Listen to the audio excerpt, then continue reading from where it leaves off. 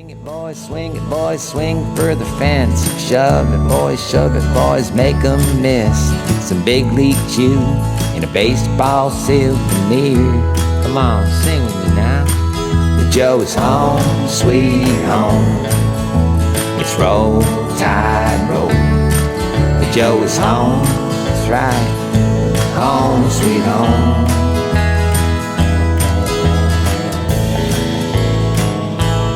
Hey, look, is that Roll Tide Willie over there? Blitz, Bama, Blitz. Hey, welcome everybody. It's the Weekly Joe Podcast. I am your host, Paul Graham. I've got with me tonight Drew Champlin, Griffin Smith in the Western Bureau, Meghan Dennis holding down the fort in Conway, South Carolina. Of course, Roger Myers, as always, from the Northern office this week. And our very special guest, appropriately with what you see behind me, our guy, Johnny Lemm, is joining us after a rousing weekend at the Joe. Johnny, how you doing? Doing well. How about you guys? Great. All great. We're glad to have you. Really appreciate you taking some time to join us on the best and longest running baseball podcast, Alabama baseball podcast out there on the internet, as we like to call it. And we're back after a like I said, rousing. I don't know. You can have any number of ways to describe it, but a really fun weekend. Team really came to play 2 weeks in a row with sweeps. I mean, there've been all these superlatives thrown out. When's the last time we swept Auburn? When's the last time we swept two SEC series? It'd been a while. Let's just say that. Auburn's first trip to the Joe in 3 years, I guess, just the way with the schedule works as it worked out. So good to have them there. Good crowds all the nights. Johnny, was that in your baseball career? I mean, based on the community colleges and SIU, probably the biggest crowds you played in front of? Yeah, that's definitely the biggest crowds I've ever played in front of.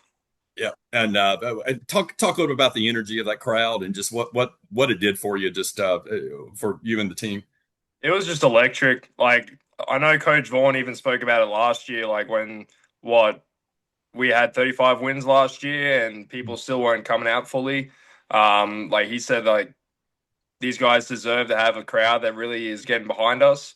It feels like, obviously, it's the Iron Bowl. It's an in-state rival, and of course, like, things are going to get chirpy. People obviously showed out both sides, but it really it helped everyone. Like, it really did. Yeah. Like, especially, like, even in Bryce Fowler spoke about it in the post-game interview with Coach Vaughn. Like, it's the reason that he came back for moments like that. Like, just the energy helped us, like, so much just to stay in the game and just recognize how much bigger it is just than us. Like, obviously, we're trying to get the best record that we can in the SEC, but also just showing that people care, and obviously they want their school to win. It just meant a lot to us. 2 weekends in a row of pretty eventful play at the Joe. You were a key part Friday night. Got the walk-off. I mean, it's a run rule game, and I mean, we're pretty good control of that game. Obviously, the next night, the walk-off was a little more exciting, maybe. But how did that feel? Kind of, putting the exclamation point on Friday night. Oh, it was awesome. Like, obviously, Auburn, they were giving up 3.2 runs or something a game, like something surreal. Like, their pitching staff, like, we knew coming in, like, they weren't like a Florida staff. They don't throw 100, but they throw 90 to 95, and they just know how to pitch. Like, these guys, like, that, it was a big pitchability thing with them. Even in the scouting reports, like, you're looking at these guys' pitches and you're looking at some of the swings, and it's just not comfortable. Like, there's no comfortability in the box when these guys are swinging. But yeah, it's that Friday night game. It really kind of led us into the sweep, to be honest. Like, we saw what we could do, and it seemed like everyone was hitting. Like, I don't know how many people didn't have a hit, but I know majority of the lineup did. I think one up and down the order that night didn't have one. I mean, it was Torres who also got Torres. Yeah. I think that was only one. I think everybody else had one or two at least. So good night at the plate. Plattner was the only one, actually. It was Platt then. Okay, but he still hit like 3 balls hard. Just right. Yeah. Which we've seen you do a lot. I mean, you've made some hey, nothing to shake a stick at. You're hitting 343 in the conference, even better spread than overall, 326 overall. You're slugging 551 overall, 657 in the conference, 4 homers, 16 RBIs. You legged out 6 doubles and a triple. How many triples you run have you had in your life as a catcher? That's my second career Division One triple. Hey, um, you yeah, have what you have one more than LeBron does. that's right. He Yeah, but has, he has me in the home runs. Yeah, yeah. yeah. But I'll say this. I mean, and anybody here I mean, we see you up close and personal every weekend. You don't get cheated at the plate. I mean, you even your outs have been loud in a lot of instances this year. I think solid contact. Just what's your approach at the plate that's helping you to do that? I feel like just coach, like we go on about it so much about the plan that our coaches like give for us and just the scouting reports. It's really going off what Coach Pap says. Like you have to be on time with the heater, but you got to like against Peterson, you got to push him down to your thigh. Like Mm-hmm. against that Friday night guy, he's like pitchability. You just got to see something over the plate. Like you can't give him an inch, or he's just gonna like it's not going to be a fun day for you. Yeah. Um, it's really just depending on obviously the pitcher and what stuff they have. But for me, it's always just try and be on time with the heater, and then everything else you can see. Mm-hmm. Yeah. Yeah. Go ahead, go, Roger. No, it's just you. Even though it seems like a lot of teams are pulling the shift on you, I mean, I've been watching you since the fall, and you go oppo a lot. I don't know. I'm not sure what their thought process is when Oh, they're pulling the shortstop or the third baseman around because you have a lot of left center gap yeah. balls and you have a lot of power that way. But are they pitching you in so you can't do that, or is that their plan? You think, or what's going on It's there? not really like if you looked at my spray chart from last year, I had maybe 4 hits from center field to left field. Oh, Okay. One really? of them was a home run, and the rest were like little dinkers and maybe one hard double. Yeah. Um, but that was just how like the hitting coach of my old school said. He's just like, hey, if you look at Aaron Judge's spray chart, like everything's to left Mhm. field, and then there's the occasional right field home runs. So Yeah. like that was probably the big thing for me there. But this year, like I really wanted to become more of a like Use the whole professional type of field. hitter. Yeah. Just like so I'm not just if you throw me a change up away, I'm just gonna ground it out to second base. Like if you throw me a fastball up and away, I'm probably either gonna swing through it or I'm just gonna be another ground ball. Yeah. Um but I know my swing's a little bit quirky. Like a lot of people have said to me, like the stance is a little weird. But Coach Fab's helped me out so much than when I first got here. Um, my swing just wasn't allowing me to go that way, and Mhm. just how I am now, it's freed me up. And obviously, the power hasn't been on like full display yet, but I know that I have juice all parts of the field. Like it's Yeah. just knowing that I can do anything from left field to right field. Like I'm able to do anything. Yeah, Excellent. absolutely made some loud outs as the years gone on. Really, really nice. Anytime you're over the plate, it's appointment viewing. Drew, you got anything? Yeah, I guess as a team, even the first part of the season, even some of those games when you guys were winning, maybe the hits weren't coming. How since that South Alabama game, did you guys just get things turned around? Because there's still even when maybe there's hits aren't coming, there's still a lot of loud outs in the lineup. Platt seems like he hits balls right to people. Peyton Steele, when he's in, seems like he hits balls right to people. So what's changed, I guess, as far as offensive approach? I don't think there's much change. I feel like obviously, especially the first like opening week against Washington State, there was so many balls that were hard hit and they just did not fall. Mhm. Like I feel like throughout the season, I don't even want to know what our expected batting average is on whatever these like freaking websites that the coaches use. Yeah. But it has to be like up in the 300s, like somewhere high. We have hit Yeah, so many balls hard, just straight at people, and it's just trusting in the process of what we've been doing. I don't like nothing's really changed. It's probably just more of a focus on what you need to be doing, and especially the few days prior, we heavily use like the Marv balls, the dimple balls, just to like try and recreate what the pitch throws. But I feel like that's just obviously Coach Pat just doing what he knows, like doing what he knows how to do. Like he knows how to make people a better hitter and all around better at the plate. So He when y'all are doing BP like during practices, it's new this year, and I don't even think it from the beginning of the year doing the double pitching machines, Yeah. and like well, I think one of them's off speed or Yeah, one of them so we fastballs. call that the two-headed monster. And then Um, and they're faking which guys put the yeah, ball in, so Oh wow. you never know what's coming. And then they did the double turtles, and then you got like four different things Right. going at one time. So I know Mhm. y'all been working really hard at that, and it seems like the work's starting to pay off. oh, for sure, it definitely has. Mhm. Did you know that early on in the year? I mean, even we were laughing early on about the mood of this podcast, the Kentucky after Kentucky. You know, was there ever any thought in you guys' minds? It's like, hey, we're just not doing the right things. Are we not going about our business right? You know, obviously something clicked, and a lot of times it's just, hey, the pitching's a little bit better, and you like this past weekend, you just eke out 3 runs in a game. You eke out, 3 runs in 2 straight games, and you win 2 SEC games. It's just not doesn't always happen. What was the feeling coming out of that Kentucky series that maybe spurred this rally? I feel like we really hopped on defense. That was like as soon as we got onto that bus, everyone like put their heads down, Mm-hmm. did whatever Right. they wanted to do. But But after five that every night series, at South Alabama. You're probably the one. Yeah, yeah, yeah, it was really, yeah, it was, we knew what we did wrong. Like we know that early in the year, like especially in the Kentucky series, we had so many opportunities to win Uh, that series, but we yes. just weren't able to come through when the time needed it. It was just like a lot of the guys. I know some of the guys are still kind of doing it, but like mm, just gripping tight, like yeah. trying to do stuff that they think they need to do rather than just trusting their ability.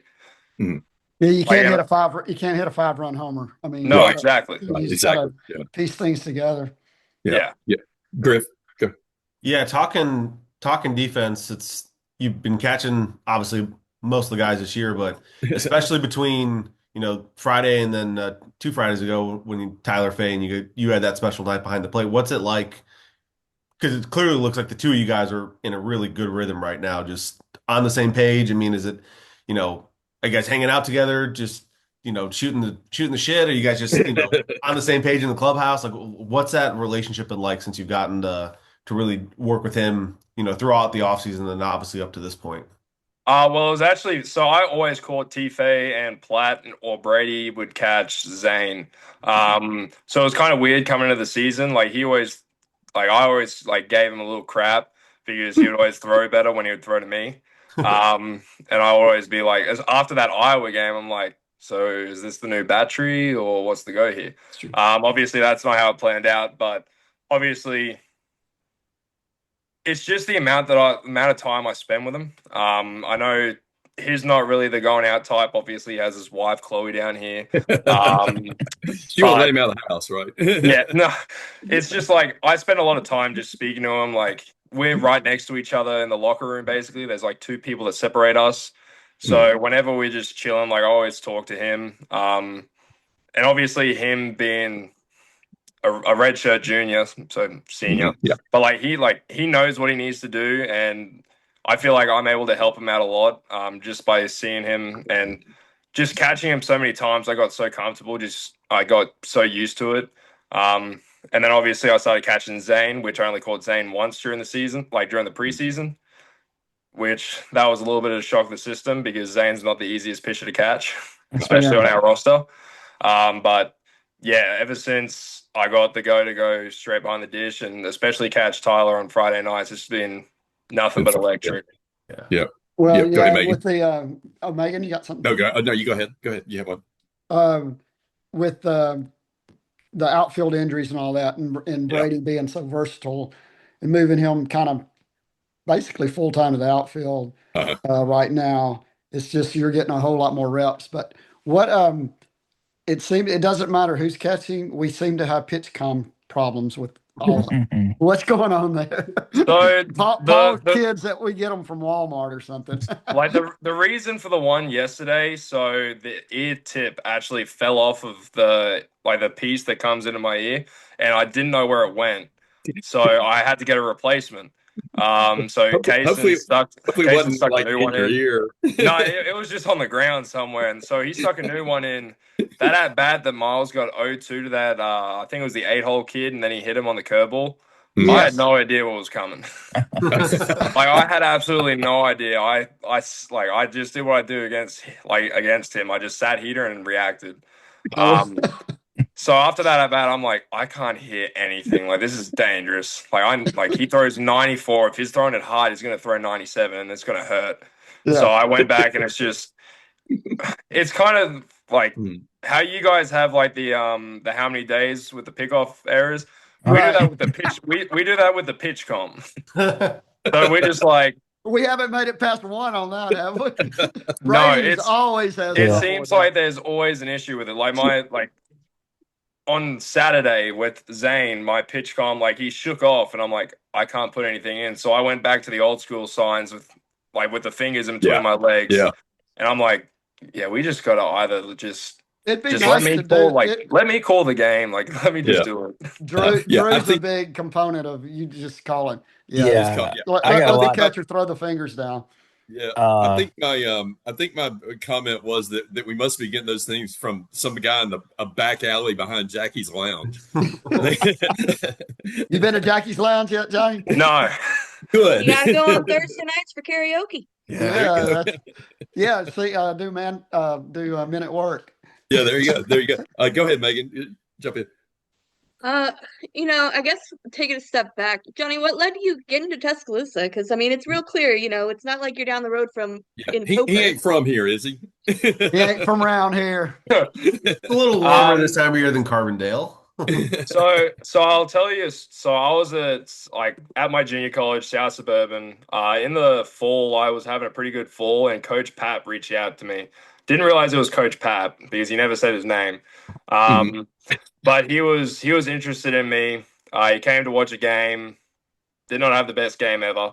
No. So he didn't reach out to me. Ended up obviously going to SIU. Had I wouldn't say like a great power year, yes, but Mhm. just not a great year all around. Um, but obviously hit the portal. I tried to use it as leverage. Mhm. But obviously also wanted a school that I feel like I could leave a stamp on and especially help a program win. And then 2 days after I hit the portal, I got a text from Coach Pap, and I went back and I'm like, I already have this number. So so in the fall, I kind of gave him a little crap for that. But I will say it's just the coaches here, man. Like I love them. Like Yeah. they're straightforward. They don't shoot they shoot the shit with you. Like Coach Mo, like he's our catching coach. Obviously, he wasn't a catcher, but the guy knows what he's talking about. Like he's the Mhm. funniest individual I've ever met. Coach Pap had a great career at Maryland. Like war number 3. Like he's been with Coach Vaughn for years. JJ, like even just learning how to call pitches with him, like that's been a huge deal for me. Um, and then obviously Coach Vaughn. Like Coach Vaughn's Coach Vaughn. Like he's a straight shooter. Like he doesn't let the emotions get to him.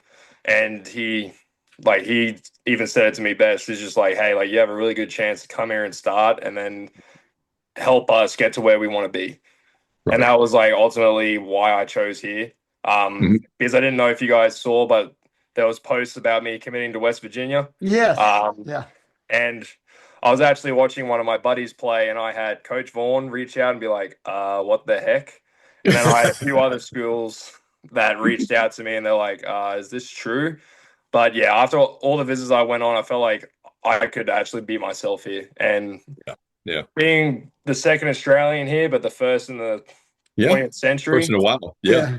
is pretty cool to me. Yeah. So Yeah. talk a little bit about where you go even further back. How you obviously you're from Australia, you grew up. Talk about where you grew up there, kind of how you got over here, when you started playing baseball. Think a little bit about yourself. So I'm not technically from Brisbane. Yeah. I'm from a little suburb, 45 minutes to an hour north called Burpengary. Okay. So I actually started playing baseball when I was 9 years old. Didn't get into it until 9 because I was playing every other sport imaginable. Yeah. Tried to play everything for 2 years and give it up. until one of my teammates' parents actually brought it up to my parents about playing. So I gave it a shot, did 2 years, was going to hang it up and go to a different sport, but the coach reached out to my parents and was like, is he coming back? And I said yes. So obviously dropped every other sport as soon as it got a little bit too much when I started to get 12, 13. Yeah. But college wasn't really something I was looking into. Like back home, it's not really a big thing. Like you see the Bazanas, like you see Josh Nadai at Stanford. Like they're the biggest names from Australia baseball that went to college. Okay. We're kind of like the first wave to like actually go through this era of baseball. But yeah, I got a video done. The coach sent out to all the schools that he knew. I committed to New Mexico Junior College, went there for the fall of 22, I believe. Yeah, so 22, 23. I went there for the fall, got redshirted, did not play well there, and then ended up at South Suburban in Chicago. Yeah. All right. And then the rest is kind of as they say is history. Yeah, the rest is to history. this point. Yeah. It seems like I spent a lot of time with your dad. Like we made a couple of road trips together while he sat with us, of course, at all the games. Yeah. It seems like if it wasn't for the accent, he would just be another guy from Alabama. I mean, he loves cars, he loves music, he loves drinking. I've been told that baseball so many times. I mean, it's just he was like my, I mean, not in a mean way. I mean, he's just like my any other redneck buddy I have. Loves cars and baseball and music and drinking, and just fit right in with everybody. Just loved him. I mean, he'd be living in right field with the slab, and he'd probably that's right. That's right. Yeah, I mean, he's just, and I'm happy to hear he and your mom are both going to get to come back. Here in a few weeks. But so. What is, I think Paul was planning on maybe talking about this, like kind of what's the difference in like Alabama and Australia? I mean, there's obviously there's got to be a lot of different things. I mean, just like there's stereotypes about Alabama. Anytime you probably didn't know what to expect coming down here, like except from movies, like my cousin Vinny or whatever, some movie or that we were a bunch of toothless rednecks that and then of course we think kangaroos and Crocodile Dundee and Foster's beer, and according to your dad, Australians hate Foster's beer. Yeah, it's not an Australian beer. It was two Americans who came up with it in Australia. So you go. It originated from there, but it was two Americans. Yeah. Well, but so what, like, kind of just cultural differences and things between.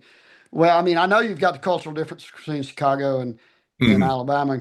I heard you speak about that a little bit the other night, which we don't have to go into that. But just like Australia and American in general, and Australian and Alabama as well. Yeah, so it depends on where you go. Like I will say the accents down here, it's kind of not as big as a difference compared to where I've been. Obviously, the Southern accent, it's kind of like it's not as proper as some other places in America. Like that's how we see our accent. It's not as proper as the Brits. Like we're kind of the redneck version of the Brits. There you go. But I think the biggest culture shock was just how diverse everywhere I've been is. Like I've had so many people from different countries. Like I can't even count how many Canadians, Mexicans, Puerto Ricans, Cubans on my teams. Like this is the first time that I'm the only student that's not from America on my team. So that was kind of the culture shock, especially coming down here. But I will say, like, I grew up watching Forrest Gump and all that. I love that movie. I didn't really know what to expect from Alabama. Like obviously SEC, big college town. I will say that's probably the biggest shock that came to me. Like like if you would think back home that Alabama is in a small town called Tuscaloosa in Alabama, you're like, what the heck? You're on drugs. Like you would think it's a capital. Like you'd think every college town's a capital or like a big city. But yeah, that's probably the biggest shock, and especially how heavy you guys like. I don't know how you guys do it, but how heavy you rely on sports to let your emotions go. That's part of why we're all here.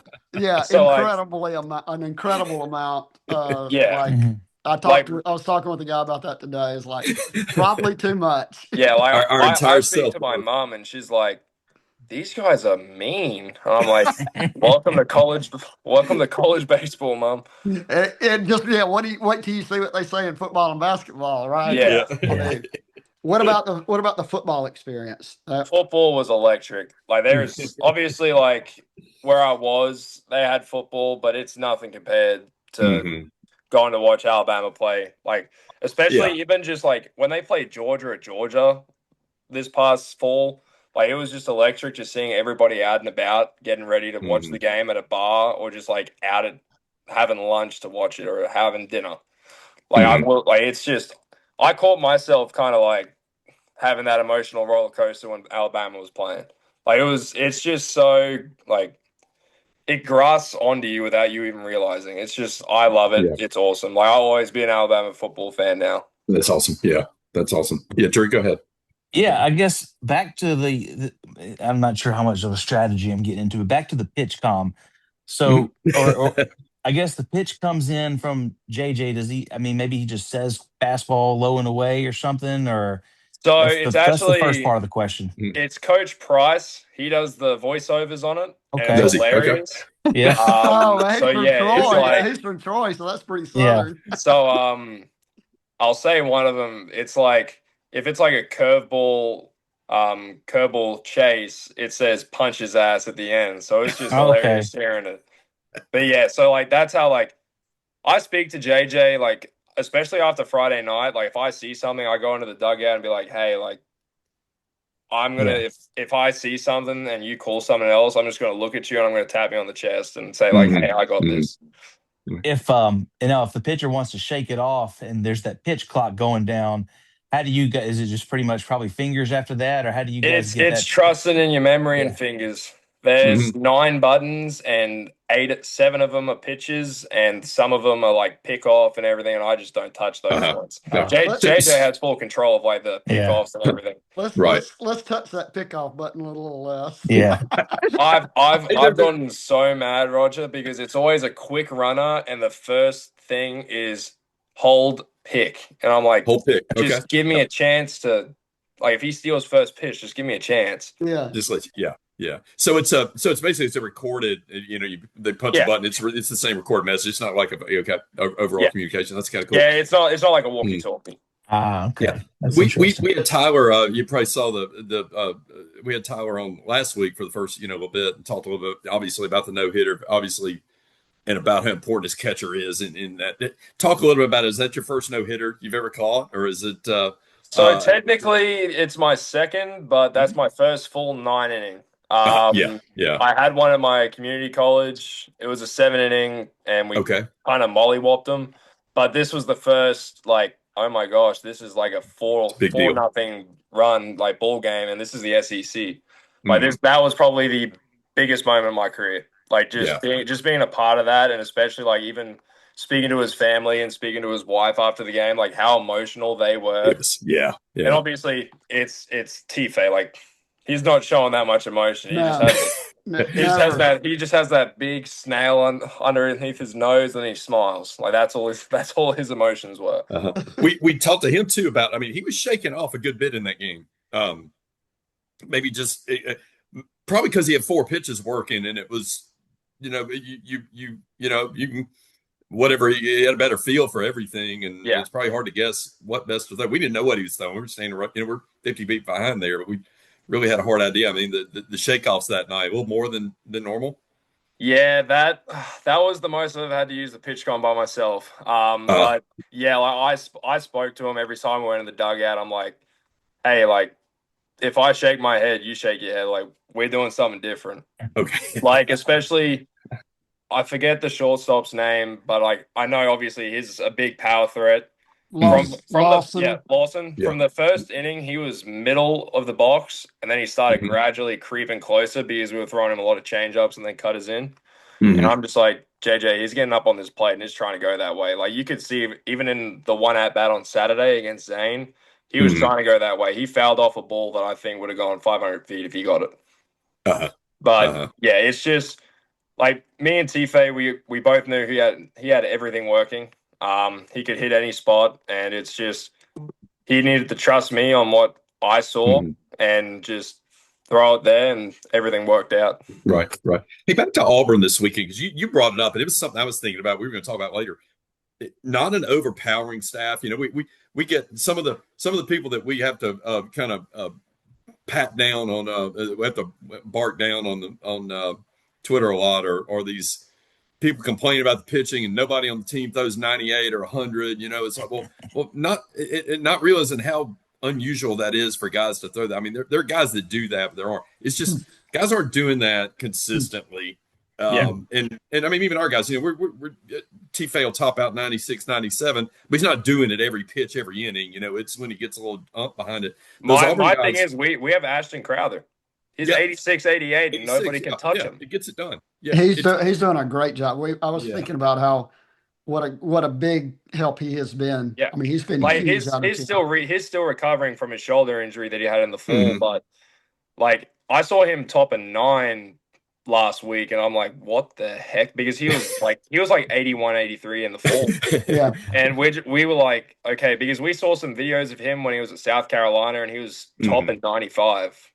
And we're like, wow, okay, so this is real. Like so if that gets back, we really have some. Well, Drew knows, we know this. We had a pitcher, Wade LeBlanc here, finished in 2006, second round draft pick, played 16 years in the big leagues. He never broke 88, 89. I mean, his changeup, he could throw his changeup every pitch and get people out. Couldn't he, Drew? Yeah, I mean, he was phenomenal. Yeah, it was pitched in the majors for, I don't know, 15, 16, 15, 16 years. I think he pitched with the Mariners for 5 to 6 of those years. He was with the Mariners for a lot. Yeah. But that staff from Auburn last weekend, I mean, those guys were, I mean, they're very polished pitchers. I mean, like you said, it's difficult to get good hacks on them because the split between the changeup and the fastball was like 15 miles an hour. I thought it was 13, 14, which is a little bit unusual. You usually think of 9 or 10, maybe. They were comment on that because you obviously haven't played at SIU and played in JUCO. The difference in these guys in the SEC and just how much more polish they have, even if it's not so much more overpowering. Like, okay, so at SIU, I will say, like, the Friday and Saturday guy, and obviously they have like 2 or 3 bullpen guys that are really polished for like a mid-major. The best, like even the worst arms that come out of a bullpen here, they're probably a starter in the MVC. Like I'm not trying to dog on that league. Like I love that league. Sure. That league, I feel like is not getting as much credit as it deserves, especially back a few years ago. Like you had Indiana State at a super regional, like back-to-back years. Or sorry, Evansville, Indiana State, Murray State. Like they have some ball players there. But yeah, everything here is just a lot more cleaner, a lot more professional. Obviously, you see some of these guys. Like I will say that I forget one of our announcers' kids. Oh yeah, he threw 94 and he threw an 81 mile per hour changeup. Like I know I took him to a full count, but he threw me those changeups and it looked like they were on a parachute. Like it kind of reminded me of like Zane Adams. LJ. Lance's kid. Yeah. His dad pitched in the big leagues for several years as well. He taught him that changeup then because that thing's it's good. Yeah, like, true freshman. I will say like I even spoke to Platt about this today. I was like, I don't feel like there's been an arm that we've faced yet that it's like it's going to be a rough day today. Yeah. Like obviously years past, you've had the Skeens, you've had the Liam Doyles, you had all the LSU guys, Hagen Smith, especially at Arkansas. And we were just thinking, we're just like, we haven't really faced one of those. Obviously Patterson, like Liam's going to be a first rounder next year. Like he's going to be a big league pitcher. But we were so dialed in on hitting 100 that everything looked horrible. And obviously this team, like Alabama last year, was known for getting to the Friday night guys. So I don't know if it's just something to do with how we prepare. Like we prepare so well and like we run off our playing good. Or if it's just the stuff just isn't as good as people say it is. Maybe not. Yeah, who knows? Yeah, like, I've spoken to a lot of my buddies, and they're like, "Oh yeah, how is it facing 100?" I'm like, nothing different than facing 97. Is it? Yeah, yeah. That's good to know. Good to know. But it does, to your point though, it does seem like there's not as many like dominant guys. I mean, even Yeah. like Riley. Did you catch Riley in the fall? Riley Quick? No, I got to watch, and that was, yeah. I'm Yeah. glad I don't have to face Well, that. in the previous year, Ben Hess. Yeah.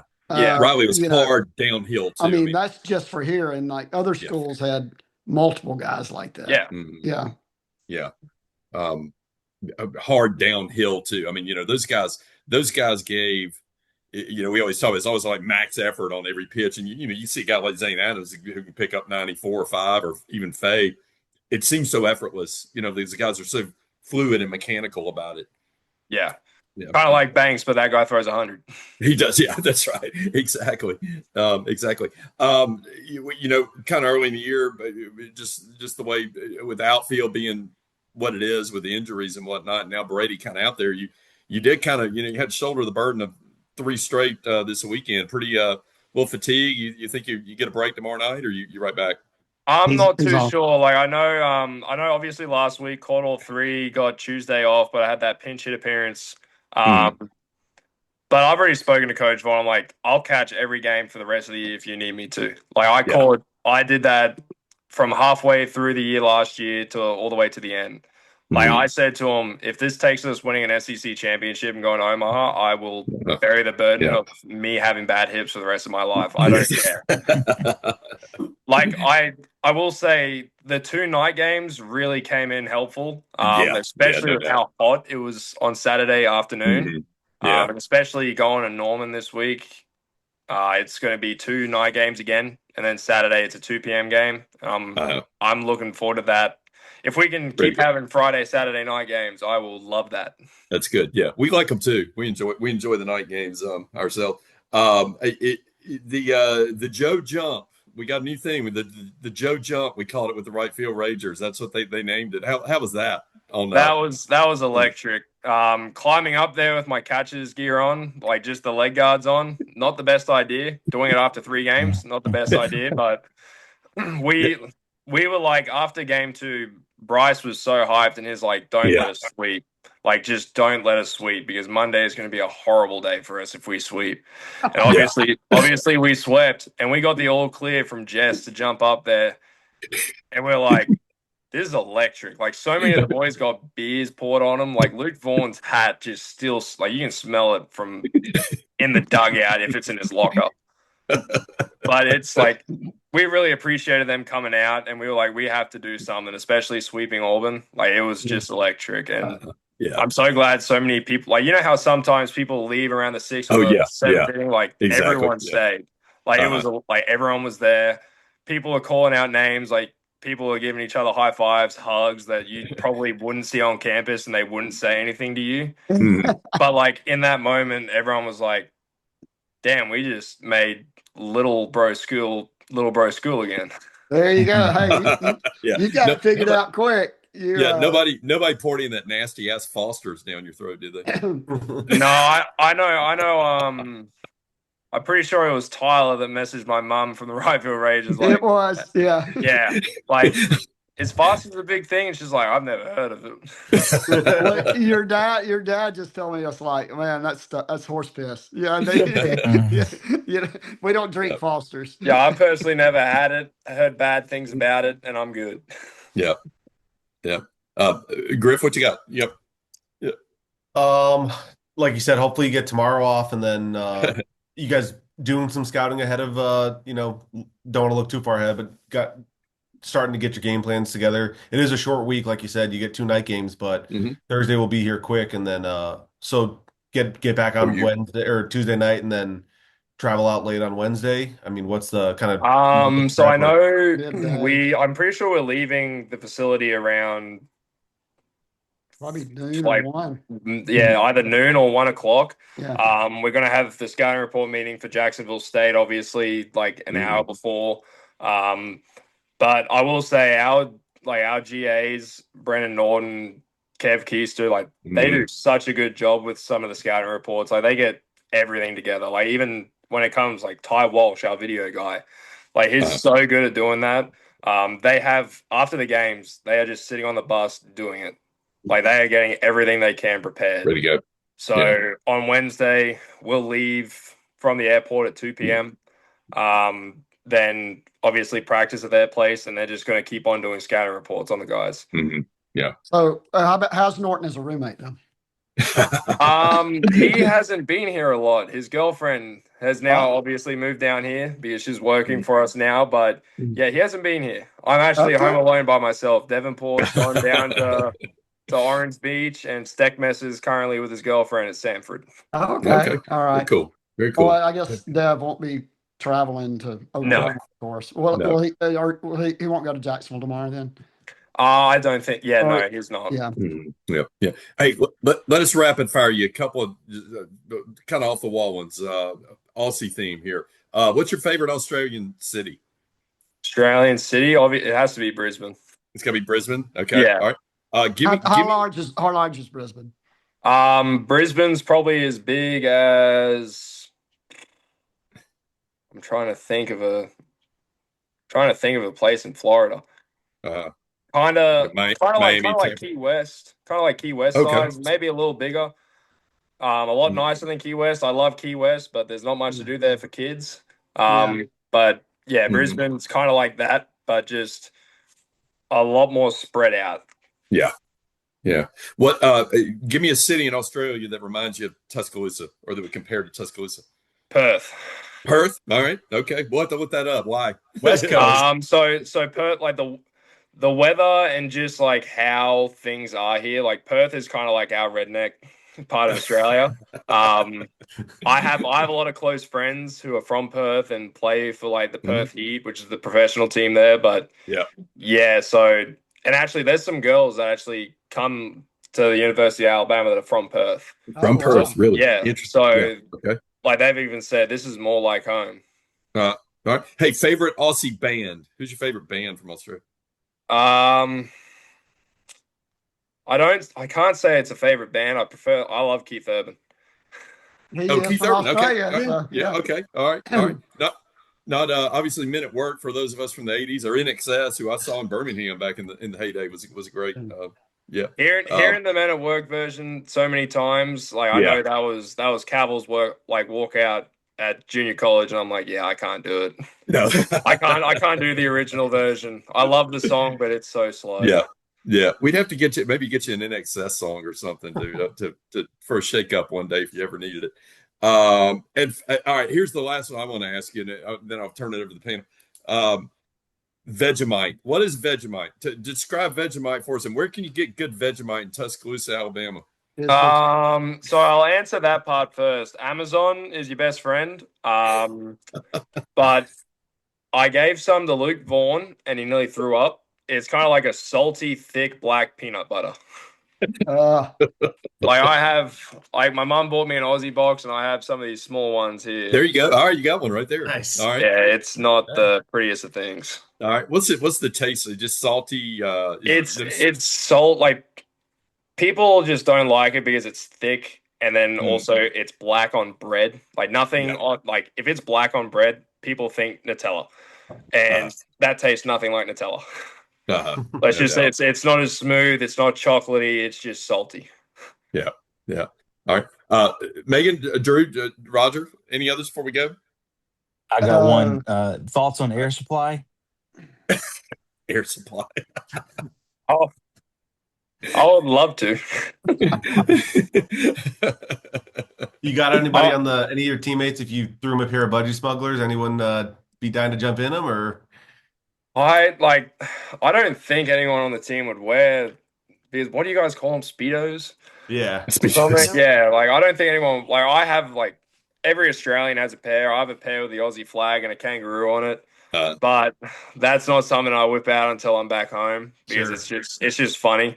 But yeah, I don't feel everyone's a shorts guy here. Nobody would want to jump in them. Yeah, you wear shorts year round around here. Yeah. Right. No, actually, no. For a month, I was wearing sweatpants and a jacket. So I was not. I got told to come down here. Oh yeah, you get rid of the cold. Right. Yeah. Right. I was riding my scooter and I couldn't feel my ears.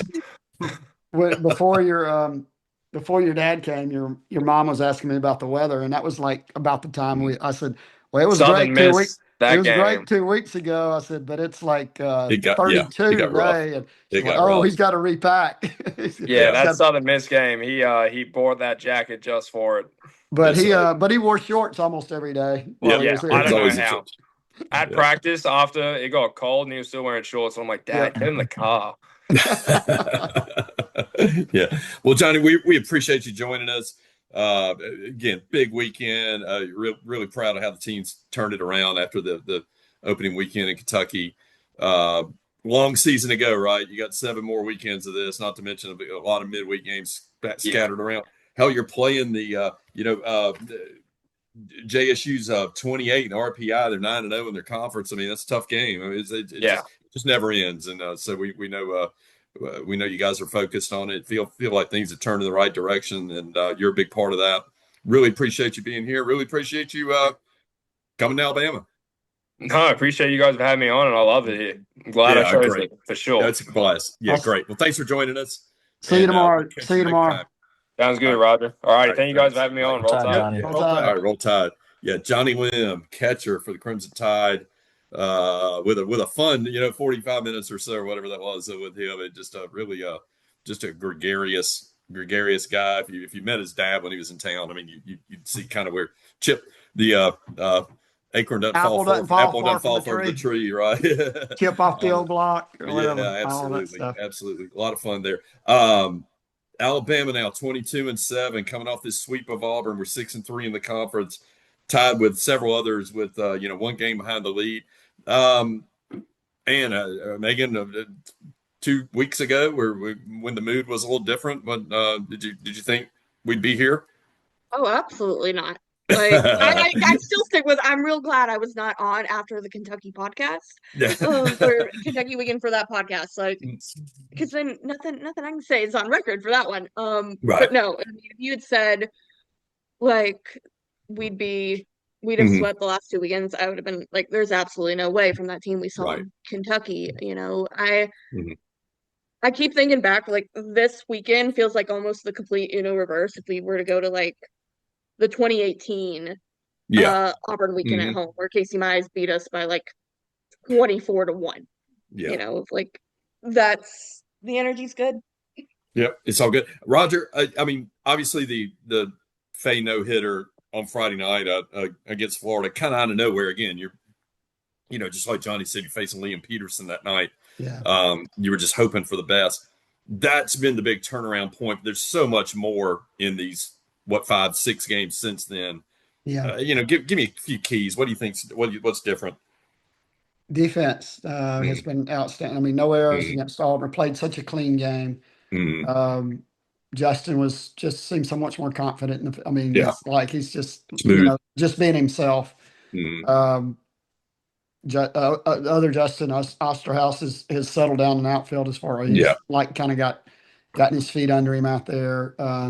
Brady, has done a really good job in right field. It really has. Yeah. Yeah, and Brennan made some outstanding plays over the weekend, snagging that line drive, and then that Off his son, the one his son hit. When his son hit to him, that solo double play. Torres had a little bump against Florida defensively, but he was better. Luke made some nice plays over there. And, Johnny's holding it down behind the plate. I don't know if it's the stability of everybody being in the same spot consistently and just Right. working hard and, concentrating, playing free and easy. Mm-hmm. Yeah. When you're on a streak, it's easier to play Uh, free than it is when you're, you kind of get tight when you're in a losing streak. Mhm. So Yeah. I think that's we talk a lot about what Faye's done, what Zane Adams is 3 years. I mean, you feel like, what more can you say about some of the outings he's had, and Church found kind of came around really nicely on Sunday. He pitched like a freshman at times, but it was he chewed up innings. Drew, talk about the bullpen and what the bullpen work has meant for this team, especially this weekend.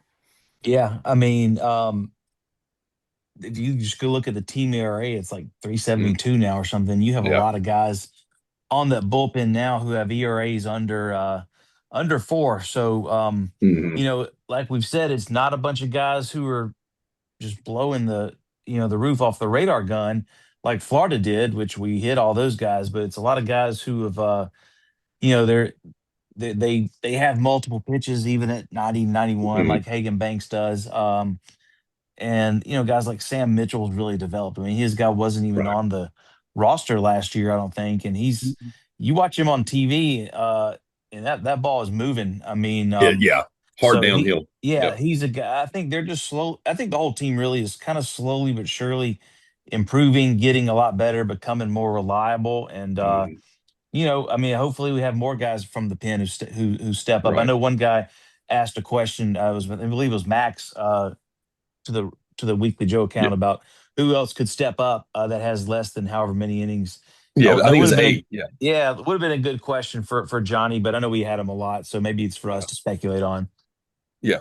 It is a good question. I mean, guys that haven't pitched a lot, 8 innings or less is what I think he said. So they're 6. I'll throw 7 out there. Pacey, Shirata, sorry, can't say his name right. Tate Robertson, Humphrey, obviously, who's done for the year. Sorn, and Austin Morris at 8 2/3. So let's count him there. Connor Lehman at 6. Griff. I mean, who do you see in that group of 6 or 8? Who do you think maybe is next to make a pretty big jump bullpen wise? On that list Bullpen. under 8, I would say Owen Sarna. Mm-hmm. I mean, he looked really good. I think in that last Mm-hmm. outing comes to mind just because recency. I think Connor Lehman is another guy that I would want to see some more out of. Yeah. And then just right above that, get Ammo more innings, get Luke Yeah. Smyers more innings. I mean, some of those guys that are, at the back end of the bullpen that may not be getting as much run as the other guys. I think Yeah. they could definitely help. I mean, as Drew alluded to, that ERA right now is got to be Yeah. top 5 in the conference. Three. Yeah. 3.6 in SEC play. Or I'm sorry, 3.6 overall. I think it's like 3.62 in SEC play. So the split, same thing with hitting. I mean, our splits were, we're almost exactly the same average in Yeah. or out. Yeah. I would say those guys are, probably Pesci too. I'd like to, again, the guys don't get they can't show what they have unless they get the opportunity. Right. So, Mhm. I keep throwing them. And to Roger's point, it's a whole lot easier to, be loose when you're winning. And so Yeah. I think this is, they've definitely settled down on defense and they're getting comfortable. So this is what Yep. makes them dangerous, I think. So. Right. So we're sitting 5 in the RPI, and I'll tell you why. I mean, part of it is because you've got to win over Oregon State, who's been on an absolute heater since then. I think they're sitting at 10 or 11 in the RPI. You got 3 over Florida, who I think is either I got an RPI in front of me. I think they're top 2 or 3 in the RPI. They're 2, 2, Auburn's 4. Auburn's 4. People were asking today, like, why is Auburn 4? Well, I mean, it's standings, and I mean, part of it's because they've beaten Georgia Tech. They got a win over Texas. The series they had with Nebraska. I mean, Nebraska's top 20 RPI or close to 24. And then even when you lose 3 games to the team that's 6, it tends to help your RPI. I mean, it's just the way the RPI works. I mean, it's just kind of the way it is. We're sitting 6. I mean, you saw all the rankings today that come out.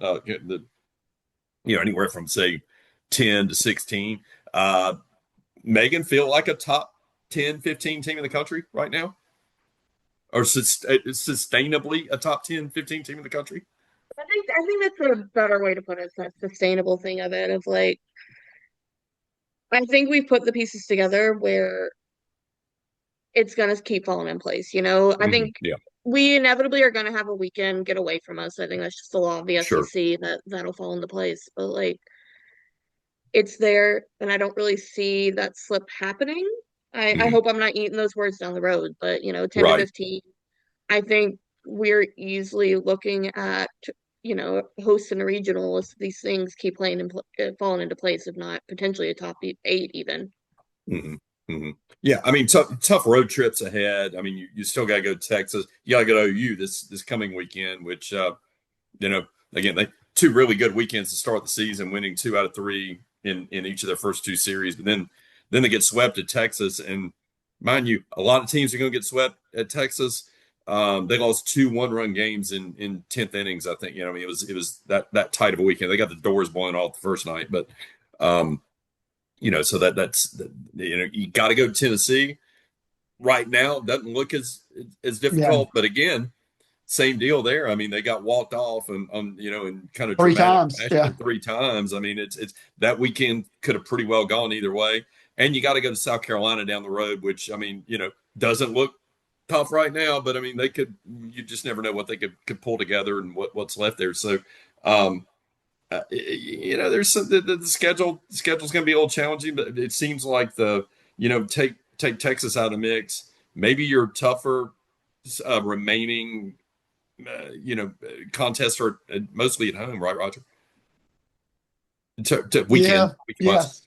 Yeah, like you say, take Texas away. I mean, where we have Arkansas, Ole Miss, and Vandy. Arkansas, Ole Miss, and Vandy. Yeah. And I kind of thought, I mean, it's such a roller coaster week to week. I thought, okay, Vandy's going to be down, and then they, take Tennessee 3 times, and Florida's down that, now. though, but I've watched a lot of that Tennessee Vandy series, and I would say, quite honestly, neither team looks very good. No, really. Okay, interesting.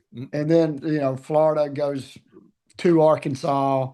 Yeah. Okay, I thought, okay, they've quit. They're dead in the water. They go up there and they sweep a ranked team. One of us picked them. And somebody did pick them. I heard. I've been reminded a few times that somebody who picked them. But we had people that in this group that picked Florida to beat Alabama. Yeah, we had some that picked Missouri to beat A&M. Even via text, she said otherwise, but on record, she had it on paper or on the internet, on the internet webs, she had it the other way. Yeah, I think like what Meghan said, you can't let the math says is yes, there's a weekend that could go sideways, but I look at the schedule, seeing how we've played the last 2 weeks. And I'm in the same camp of yes, I think it's more likely than not, but I look at the schedule and Texas is obviously, they're all big. Texas is obviously the biggest one on the road. But it's just like, I don't see us getting, Kentucky'd if we're going to just verb that again, where it's just, it doesn't feel, we're all, discombobulated and it's like we walk away scratching our heads of like, how did that happen? Obviously don't want to get swept again, but I mean, on paper, it looks like that there's more sweeps for us to have than to get swept, which continues to play into the good for the RPI, good for the hosting. I mean, this is like we said, completely different conversation than after Kentucky. So I am pleasantly surprised. I'm glad we got right against Florida. Sweeping Auburn was freaking awesome. And I don't know, like Johnny said, I mean, the guys just kind of got together. They did their own thing to, get their minds right. It sure as hell helps that we didn't have any errors on defense. I mean, that was a huge concern. I mean, I know that I'd seen people, whether it's, D1 or Perfect Game saying, oh, Justin LeBron's got X many of errors and, how could this happen? It's like, you right the ship, it solves a lot of issues. So it levels out every time. Yeah. 7 sweeps in the conference over the weekend, Drew. Right. I bet that's never been done before. Yeah. Because it's only remember seeing that? It's only the second year of 16 teams. But that's true. But even like 5 out of even 6, 6 out of 7 or 5 out of 6 out of 7. It's, I mean, you can say we clearly have flaws. I mean, every team does. I mean, we have some, almost glaring flaws in the lineup at times that somehow we're working around with really good pitching. And if the defense will continue to do that, which it looks like they're capable of, then things can stay on course. Just avoid the sweeps and just taking one of those Kentucky games. Just look how huge that would be. Right. I mean, you can say that. I mean, other teams but we won 3-1, 3-2. So these games could have gone other way as well. But Drew, offensively, I mean, it was not a stellar. I mean, to throw Friday night out because we just jumped on them, we were ready to go. And they, that Auburn team that's a good team. It's just not a good hitting. It realistically doesn't look like a good hitting team. It has not been a good hitting team all year, right? Or in SEC play. But Drew, you think you think this team our team hitting 270 in conference is, top end competitive in the league? It really kind of depends if we start the game and we are committed to our bit, which is the Mm, small ball, yeah, commit to what we are good at, it almost feels like when you do that, the really good things will follow. So if you do that, you make the teams make plays, you get the bunts down. It kind of thinks that Austin P game, we're up 2. I think I said this last week. You're up 2-0. I'd have loved to see Osterhouse swing away. He right. uh he bunts, he pops up the bunt, we get out, he Mm, can't get it going. So if he gets that bunt down, I think that game goes a lot different. So I mm, feel like if we just kind of keep doing the little things that make us, what our identity is, eventually, all right, you do that when you're not hitting the second inning, you get somebody on, move them over, all this and that. Well, then maybe fifth, sixth, seventh inning, that 3-run home run, just the baseball gods kind of reward us. So right. I feel like that's what happened in the Florida Sunday game. I know our first 4 runs were two-run home runs, but I kind of feel like that was like a reward for the series. Just we were committed to doing what we needed to do, and hopefully we can just kind of keep doing that, putting Yeah. pressure on the defenses. Uh-huh.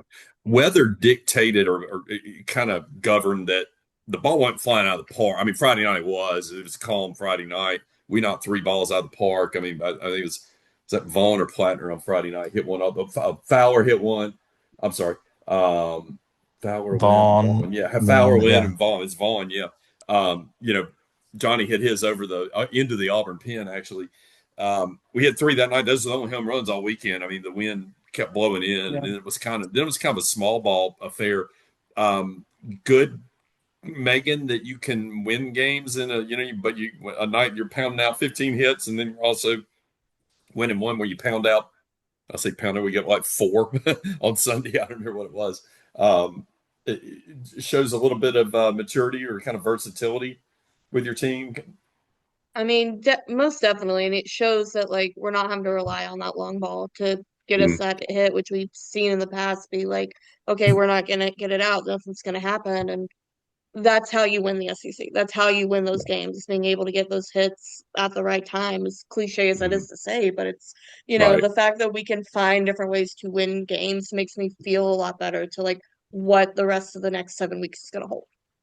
Yeah. Most frustrating thing of the weekend for you, Roger, I've got one of this past Hmm. weekend. Even though there were times we had opportunities, it felt like to separate in those final 2 games that we get leadoff guys on and we couldn't move them. Right. Yeah. Not. Other things that were frustrating. Yeah. Not scoring guys on Saturday and Mhm. Sunday. Yeah. Um, and even Saturday with 12 hits and only get 3 runs. But they only Mhm. walked us twice. They didn't give us as many free bases. Their Right. control was much. We didn't have near as many walks this weekend. Mhm. The four hits on Sunday, that was kind of a lot of backwards Ks. Just kind of off balance. Maybe you know, you secure the series on Saturday night. Uh-huh. You kind of sometimes wonder about your motivation, but Your they did focus. Yeah. have it. I mean, in the pitch, I mean, you hold the number 5 team in the country to 4 runs and a Mm. 2 hits. 144 batting average Hmm. on Hmm. the series, 12 for 2 hits on 83. Sunday. Yeah, Yeah. 2 hits. So, and 7 of the hits were Saturday. So, Mm. I mean, it's just 1 hit on Friday and 2 on Sunday, and Uh, I mean, you're gonna win games like that when you play defense too. yeah. Um, Yeah. but I guess I've kind of jumped around your question. No. The not piling on and getting runs when we could Yeah. have. Yeah. I think that's more my For, thing. for me, I think it was just, from a pitching standpoint. And again, I go back to, he's a freshman, Upchurch on Sunday. He hit a lot of guys, but inevitably it was like on 1-2 counts or 0-2 counts. And it's like, if you're going to waste a pitch, let's waste that thing 2 feet Right. off the plate, see if we can get a Yeah. change. Let's not throw a back foot slider that hits him in the back foot. And, and some of that, I think the coaching staff's probably, if they're signaling that pitch com and telling him where to go with it, they probably got to get that in their mind. If he doesn't have that command well enough, let's go. Let's do our waste pitches away, because he hit a lot of guys on Tuesday. He hit 4 guys, either 3 or 4 guys he walked for. Or yeah. The good thing though, he gets you into the 5th on Sunday, and again, Faye and Adams are so valuable to this team because of what they do on Friday and Saturday night. Whether or not we win those games, or both of those games, or how it all goes, they chew up those innings. And even Faye off 132 pitches the week before gets out there again and gets up. Well, I don't know, low 90s or whatever he got to. 80, They by 80, design 85 maybe. 86, yeah. By design, they obviously weren't going to, just wear him out. His velo wasn't as high as it had been, and knowing he's probably got to pitch, he's got to pitch Thursday this coming week. Yeah. Very smartly, I thought, handled him. But again, he chews up 5 innings. They ain't get you into the 6th. Church gets you into the 5th. And, had he not, and really it only in 68 pitches, if he just had a little better command, he probably digs you into about the 7th. So just the value of what those guys are doing on the front end. You didn't get it from Church last weekend, and you still managed on a day you just had to slug it out. But on this day, even a pitcher's duel where your starter gets you 1 out into the 5th, and then the bullpen takes over. It was pretty impressive to see that on a Sunday when you've already got the series secured, right, Drew? Yeah. I really kind of think the pitching staff as a whole has gotten better since Johnny took over as the full-time catcher. Yeah. Not to say that Brady, I thought Brady was doing pretty good too, but it's really Johnny seems like he's got that kind of old head veteran mentality with him and all that. And I think having Upchurch, I think he's just going to keep getting better and better. So, I don't know if it's maybe got to get him more comfortable throwing certain pitches and certain counts. But Upchurch was better today than he was against absolutely Florida and definitely Kentucky. So, or not today, but yesterday. So yesterday, right? I think he's just going to keep getting better and better. Yeah. I don't know if Diagnose this Auburn team for me, Griff, because again, going into the weekend, or hell, going into the Texas weekend, and after Friday night, the Texas weekend, probably our worst fears of them going to winning at Omaha probably were starting to be realized. Yeah. I think it's tough to say a lot of great things about Auburn coming out of this weekend if you're Auburn. I think the starters, your starting pitching is still definitely a strong suit. Yeah. That's definitely kind of the core of this team for sure. It's a head scratcher as far as the lineup is concerned. It's been, you had more life against Texas, and obviously Texas looks like the top team in the country or one of the top 2 teams in the country. But to have the woeful offense you had this weekend, I would not be feeling great if I'm Auburn, honestly, right now. There's plenty of time to get right. It doesn't get any easier. Tomorrow you go to Georgia Tech, and then then you're at home, and then you got Arkansas, which Lord knows they're going to come pissed off after being embarrassed at home against Florida. So I think the shoe's on the other foot for them. I don't know. Right. You just want to get something going. And maybe getting it home for them gets it, but this felt, I'm assuming from their point of view, this felt like a very, winnable series. I think that they probably were under the impression that we could have played better against Texas, and they just they didn't have a lot going on offensively. I think it's the same thing like Roger said. You would have hoped that they could get more runs to come across the board, especially on Sunday. We just saw Miles not have his best outing. This is a guy that we can get after him, and then to have I think 5 or 6 flyouts and at least 2 or 3 ground outs. It's like you didn't know where it was going to get restarted. It just it never felt comfortable. Not a great offense. Meghan diagnosed that weekend of Arkansas and Auburn. Again, the 2 teams coming off of sweeps. You have to show your hand with your pick early.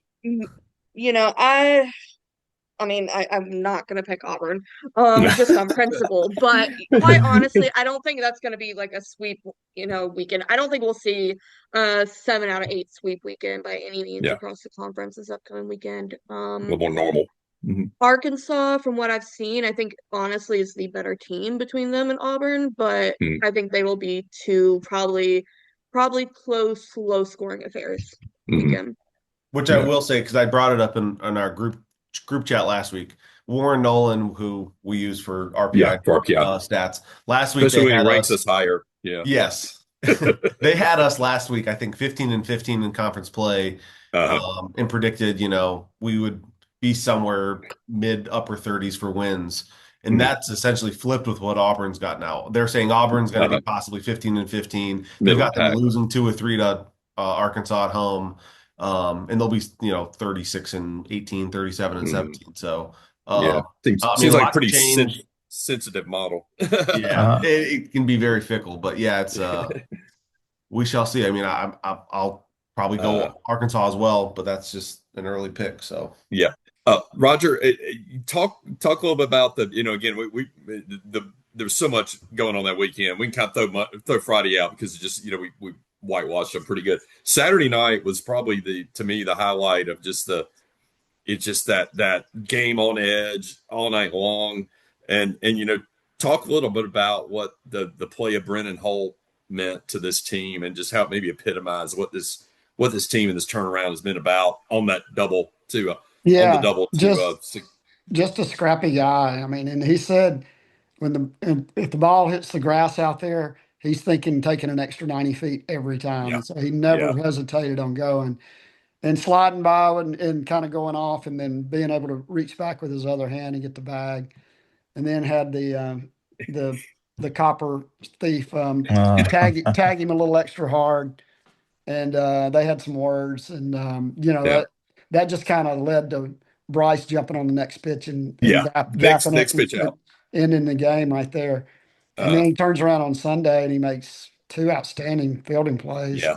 particularly on the line drive that Hmm. he had to stretch his whole 5'7" self to Hmm. snare that one, mm, and then turning the double play by on his own behind the On his bag, own. without Hmm. thinking, hey, I better flip this to Brian. Just stepped on it and went. Just let his instincts take over. But Yeah. he's really really kind of like Rob's kind of player. Just Hmm. a scrappy dude that gets some things done. Hmm. A little bit Uh, Jim Jarvis in him. um, yeah, mate. Size wise, a little hair, the hair. Yeah. A lefty hitter. Yeah, Yeah. yeah. There's a little bit of that there. The play obviously with McCraney, there are two McCraneys, the brothers, and uh, it was that Brandon McCraney, their shortstop. We gave him a little hard time because obviously he got the lip reading award for what he was saying. mm. You can't in an SEC game. They can't get a camera that can show you a good, very clear version of out or safe at first base or how a tag gets there. But by God, if a guy's like slinging f bombs at a player, boy, they had that thing front and center. That's right. Right on him. Right on him. I think I made the comment something to the effect of I saw that guy stealing the copper out of my air conditioner unit on Twitter. We do have a question here from Tyler Wilcox at Johnny MySpace, our good friend. Over under on 1.5 catalytic converter successfully stolen by the McCraneys this weekend from the Coleman lot. Drew, over under 1.5. Gosh, if not there, then somewhere else. Let's go over. Griff, got to pound the over. pound the Megan. I mean, rhodium prices are at an all-time high, so it's got to be over. Yeah. Over Rod. Load up on the over. I Yes. think we're going for if we could do this in yellow and do a sweep, I'd do over. But we did again we're heat of the moment. I mean, give them that. I mean, obviously they're gonna things are gonna happen on the field. John Young Senior I think commented on the fact McCraney was JYJ's teammate this summer at up Mm. in the league they played in the summer leagues. Is good kid and all. So we'll leave that at that and hope he has a good year the rest of the year unless we face him in the SEC tournament. But again, and then you followed up again, Bryce Fowler all weekend long. Drew, we were sitting by each other a couple of these games and it felt like Bryce as the game went on got a little more comfortable at the plate. He had a couple of kind of just strikeouts or wasn't that was a tough pitch game. I mean, and you're the first guy seeing some of these things these guys are throwing, but a couple of nights in a row he had really bad, not really competitive at bats to start off, but then as the game went on, got hot, and on Saturday obviously put his stamp on it. Yeah, I mean those two lefties, they were tough lefties. I mean, but Mhm. what's the Friday night guy? He came in with like a 1 ERA, Marciano. and yeah, no one had really touched him. He'd been an SEC pitcher of the week. We got some stuff off of him. They helped us with some errors on the field. I think some of the runs we got were unearned, but Yeah. and then Saturday, Sanders, he kind of had that slot that makes it probably tough for lefties, and so uh, I can't remember if he struck out to start Sunday's game. He Mhm. may have, but Um, yeah, it does seem like he he does did strike out. first Yeah, first two at Yeah. bats. Yeah. First it five does bits. seem Yeah. like he strikes out in his first at bat every time, and you kind of don't want that to happen much anymore. But Mm. he's having a great season for us. He saved the game Saturday with Yeah. those two diving catches. The one He's probably your thing, player of the weekend. Yeah. He's player yeah, and he's hitting of like the weekend. 360 or something like that, which is a lot higher than he was last year. So, I think that's kind of like this Alabama. If you remember when the Ole Miss won the College World, Yeah. the men's College World Series in 2021, the whole thing was like, don't let the Rebs get hot. Well, Uh-huh. basically, the way I look at our team is like it's a game by game. Don't let the tide Mm. get hot because we may go 0 for 9 the first 3 innings, or usually it's going to be like 2 for 9 and leave two guys on, but Yeah. we get a lot more comfortable as the game goes on. As LeBron said, tied on top every time. Tied Yeah. on top. Mhm. There we go. Um, And the fact that we're doing this without gaudy offensive numbers from Justin. yeah. Yeah. Mhm. He was 3 for 13. I mean, he made an impact, yesterday, drove in one run, stole a base, comes around and scores on a wild pitch. So, I mean, he had a Mhm. hand in two of the three runs. But Fowler 5 for 11, Johnny 5 for 12, Vaughn 4 for 11, Holt 3 for 10, Brady 4 for 12. So, I mean, we had some guys Mhm. are stepping up, Yeah. Mhm. and coming through when they need to. Like Well, and the especially too, like LeBron. I mean, LeBron, they're he's still not seeing a lot of really good pitches. Um, if he gets that fastball, he's fouls it all. I mean, he just misses it or fouls it all. He ain't getting another one, right? right, They're not giving him a whole lot to pitch, and I mean, obviously he wants to do things always at the plate, so he's not coaxing a lot of walks and whatnot. But in Auburn, they walk a lot of guys to start with. But even with that going on and a couple of rough nights, I mean, he still gets out there on Sunday and without his single early on to get us on the right, board. We were right before leaving another guy on third in scoring right. position, and then you know legs out this double. It's kind of a tailor-made double play ball for 99% of the guys on the team. He legs it out. He steals second. He gets to third on the one that gets by on ball four to whoever that was, and then essentially steals home on a ball that banged off the Not, yeah, bricks, and that a you're lot of right. guys might have gotten clipped at the plate if they tried to score on that. So some nights it's like I think I tweeted out. I mean, some nights you're going to get really good pitching, you're going to pound 3 or 4 home runs, and you're going to walk off a team like we did Friday night. Sometimes you just need your best player to do best player things like that, and Yeah, it isn't always putting the ball over the wall.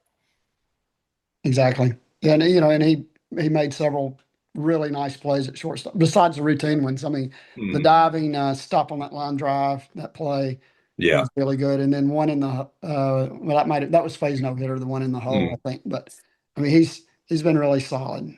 Yeah. Just not the numbers that we may have thought or Mhm. Mhm. expected, but I mean that single was 109 off the bat. I mean, Uh, he's still Justin LeBron. I he mean, is. Yeah. Yeah. The defense. I mean, earlier on we talked about. I mean, the defensive turnaround this weekend I mean, defense essentially won games for us this weekend. Some of the catches Bryce made out there and center of the ball, the ball Brennan caught. I mean, it just probably the most shocking thing of the weekend to me is how well the defense has come around. yeah, Um, and to me too, that's always to some extent a function of your pitchers being in rhythm. Your pitchers aren't throwing a lot. They're not walking a lot of guys. They're not throwing over the first 16 times to try to clip a guy. It felt like the pitchers were all in very good rhythm tonight, and it helps to have guys on Friday and Saturday night that've done this a time or two yeah, before. Um, You get to a point yeah. but where it just feels like you stop the bleeding, and then you yeah, finally get yeah, like you said, you get comfortable, and you're like, okay, now we're in a rhythm to where I don't think we're going to Mhm. see quite the influx of just errors left and right, Right. because we've kind of hit a new barometer of, okay, this is Mhm. our new normal, and they can get comfortable Yeah, from it's there. all behind them, and I think that's a cool thing about this team. And again, Roger, I think you elaborated on it a little bit earlier. You win those first two games, winning 2 out of 3 in an SEC weekend. That's That's a big fantastic. deal. It don't Yeah, matter. It's a big deal. Who cares what happens Sunday? But to yeah, come out there with the focus that they had and the intensity they had to make those defensive plays, the guys coming out of the bullpen and pitching when they got the opportunity, like they did, and shutting down a pretty damn good team that's probably going to host a right. regional before this is over with. Yeah, I think it's a sign of the maturity of this team. Even going back, we talked about last week, the Austin Peay game in the middle of the week. That probably no one want to get on the bus and ride to Huntsville after sweeping Florida, and they right. did it, and they went about their business. They did it, which leads me into the next topic, JSU tomorrow night. And Who, they're really good too. yeah, really good. All Really right, bad part of the schedule for this to yeah, be yeah. on with leaving Since the next day for a long trip, I they have think. to come. Since we last saw them, they've now compiled a record 24-5. They're 28 in RPI, which is unusual for a Conference USA team. I mean, to be up that high. Um, Early on, and 9-0 in CUSA. They've swept La Tech, Sam Houston, Western Kentucky. They lost 2 out of 3 to start the season to Cincinnati, who's 21 in the RPI.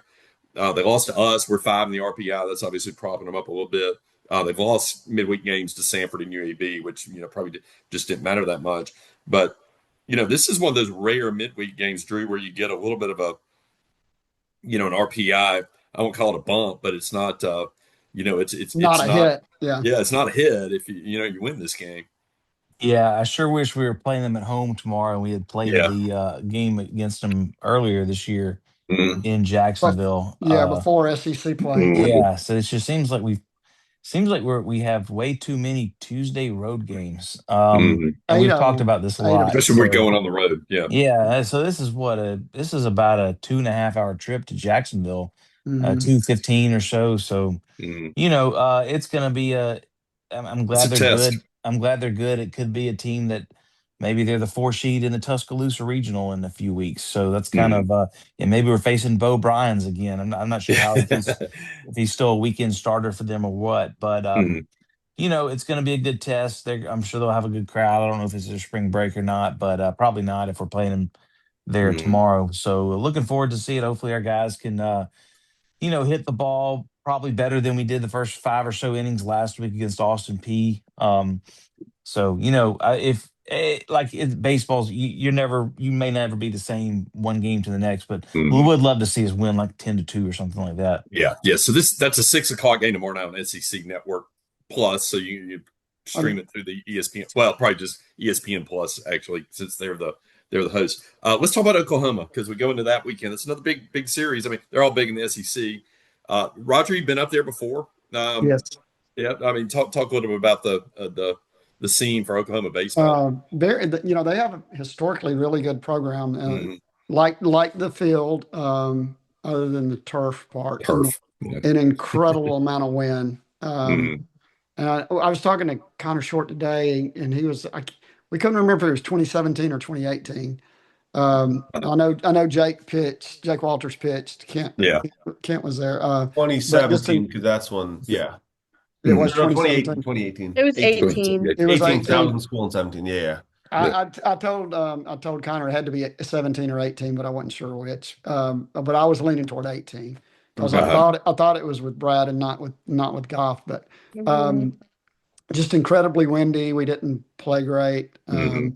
Jake had a really bad start. Fans were really into it. They were riding Jake really hard. And all of them. And I remember Kobe Vance getting a picture made with Kyler Murray, and they're pretty Mm-hmm. much the Mm-hmm. same. They're pretty much the same They height. might be. Um, but yeah, good knowledgeable fans, a lot of history, a lot of really cool stuff at the park about their World Series and their former Mm-hmm. coaches and Yeah. and things like that. Good baseball people. Just kind of you kind of feel like you're in the middle of nowhere. Yeah. Yeah. You know, So kind of recapping their season, kind of where they are right now. They're 19-8, 4-5 in the SEC. Their RPI is 19. They're 13-3 at home. They swept the first weekend. They went out to one of those events out at a Global Life in Dallas area. It's basically the Big 12 Invitational for them. They took on Texas Tech, Oklahoma State, and TCU. Won all three of those and won them all pretty convincingly. So coming out of the first weekend of the season, Griff, I mean this team was probably viewed as hot as anyone in the country. Yeah, one of, if not the hottest teams coming out of Arlington. And so off the schedule, I mean, every weekend's a gauntlet in the SEC, but I feel better about our chances now heading into it. Mm-hmm. They split a series against Arizona State. I know they're ranked right now. Yeah. They beat a pretty good Dallas Baptist team 2-0. And then I was actually pretty surprised that they held court against A&M at home. And then I guess what I was surprised about was that they went on the road and they won 2 against LSU. I did not see that two or three happen. against LSU. Yeah. Yeah, and 2 or that's, 3 I think, against A&M. Yeah. 2 or 3 Yep. against A&M, 2 or 3 against LSU. And that's probably just the parity in the league right now is where we're at. And then obviously they have Texas, and that's a buzzsaw for them, and they just got mowed down. But 2 of those games went to extras. 2 They were one-run one-win games. I mean, they easily could have won both of those. Tough in the aggregate with that 14-0 loss at first time.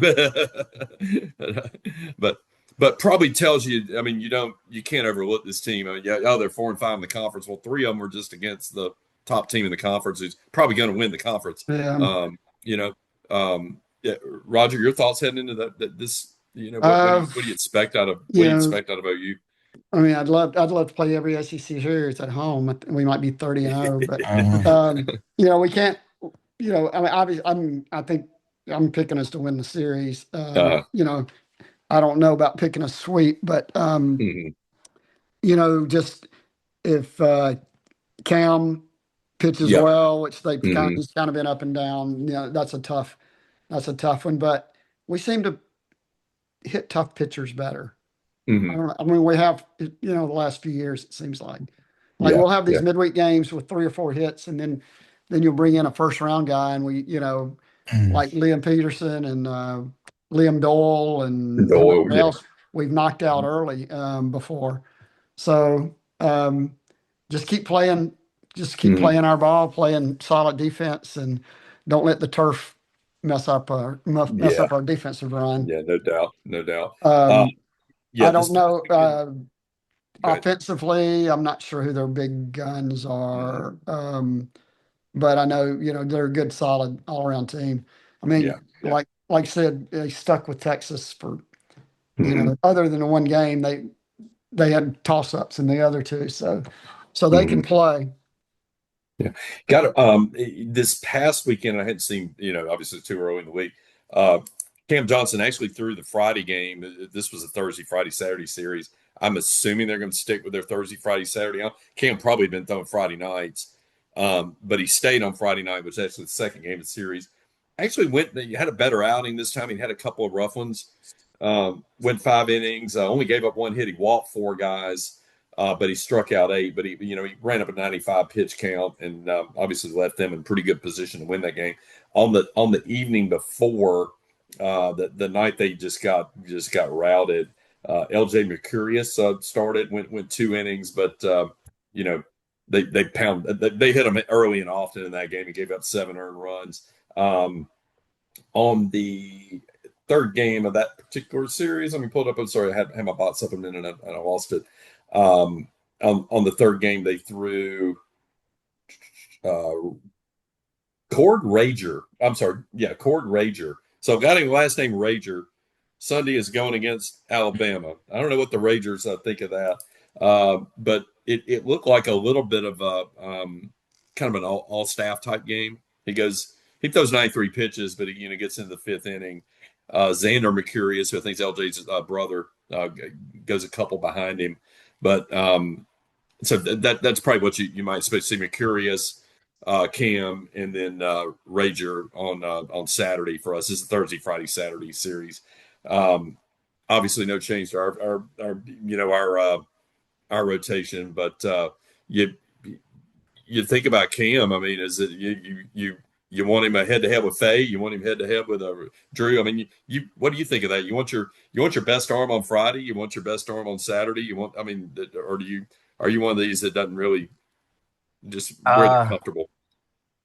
yeah, I mean, I feel like I mean, I feel like we're just going to bump our guys up a day because there's Yeah, no reason yeah, to, to I know match up. in the past, I know when we had, remember Faye pitched Sunday Mississippi State and then Thursday LSU on a pitch count Mhm. last year, but I think we're just going to run this is Yeah, our yeah. lineup and we're going to run it. I don't really, and they probably don't care Mhm. what they're going to do. So, when we're facing Cam Johnson, it's just going to have to be about, you know, having good discipline at the Mhm. plate, and then hopefully you've got an umpire who's not with a real wide zone like our buddy on Saturday night, I think it was Uh-huh. with a hair. Yeah. LZ, yeah, Kevin. hurt plus. Mhm. So you know, uh, just have patient at bats. I'm not really sure about the other two pitchers they have, but they're going to have a solid club. I mean, I'll pick us to Mhm. win. Well, I won't pick a sweep either, but Mhm. we You just pick swim. really these road games you just can't get swept. Right. So that's kind of basically, hey, hold serve at home. Last year we started off 6-3 in the league as well, but it That's seems true. like Yeah. we only won two more series after that. It seems like obviously the schedule helps, but we may be in a better space to Mhm. do more this year. So we'll see how it goes. I'm looking forward to Mhm. seeing how they play on the road after these last two home weekends. Yeah. They're hitting 285 as a team. They're hitting 255 in conference play. 6 home runs in conference play. I mean, similar. Not a big not seemingly a big power hitting team so far. So could be Meghan Griff a little more of a small ball weekend. You think? I mean, it's working so far, so most Yeah. likely.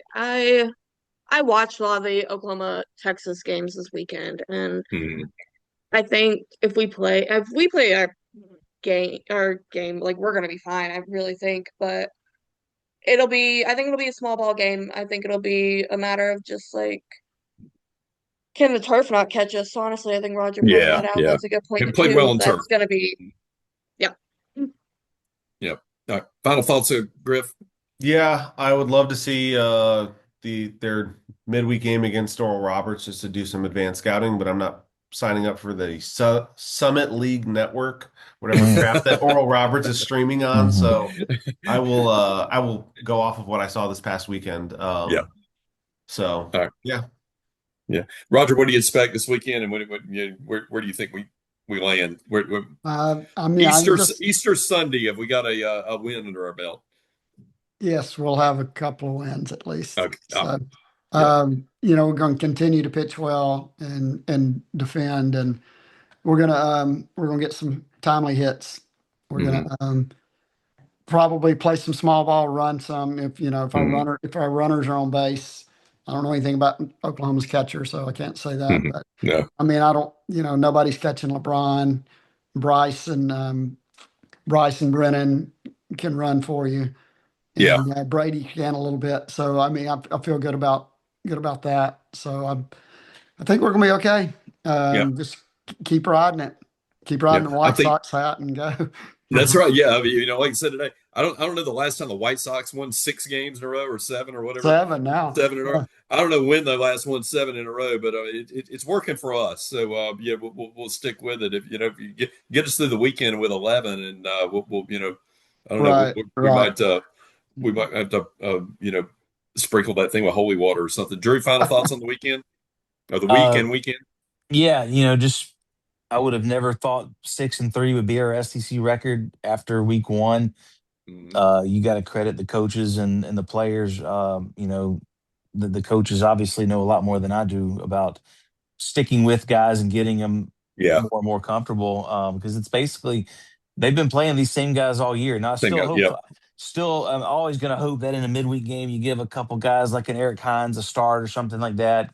But I'm looking forward to watching tomorrow yeah. night and in the Oklahoma series and just kind of seeing where the chips fall. It's a marathon, not a sprint. We're It gonna is. It probably is. lose a couple series. I mean, I think we might. I mean, we could go 26-4 or whatever, but we're probably not going to. So just gotta ride the wave and hope that we're in a Yeah. regional, hosting a regional. Yeah, no doubt. I think you hit a button there or hit on it that the coaches seem to be punching the right buttons, getting guys in the right spots, and while we're not getting a lot offensively every time out, we're getting just enough, and it's the pitching has escalated itself to a level, and now the defense that got there this weekend, and so it kind of all three phases kind of came together this weekend. Finally, all the offense kind of lagged those final 2 days. So, again, a great couple weekends in Alabama baseball. A lot better mood here on the podcast. We appreciate all you guys joining. Johnny Lemm, probably one of our favorite all-time guests here ever, with an epic performance with us tonight. Really appreciate him joining on. Thanks, Roger, for arranging that. We'll get other guys on as the season goes on. Until next week, hey, let's go get JSU, get RPI win, and let's go take a couple at Norman, and we'll be here right in the same place next week to talk about it and hopefully get you ready for Arkansas the next weekend, right? Arkansas coming to town. Yeah. Yes. Yeah, Arkansas the next weekend. Yep. All right, great. All right, appreciate it, everybody. We will see you all next time here on the Weekly Joe. Roll Tide. Roll Tide. Roll Tide. Swing it, boys, swing for the fence. Shove it, boys, make 'em miss. Some big league chew and a baseball souvenir. Come on, sing with me now. The Joe is home, sweet home. It's roll, tide, roll. The Joe is home, that's right. Home, sweet home.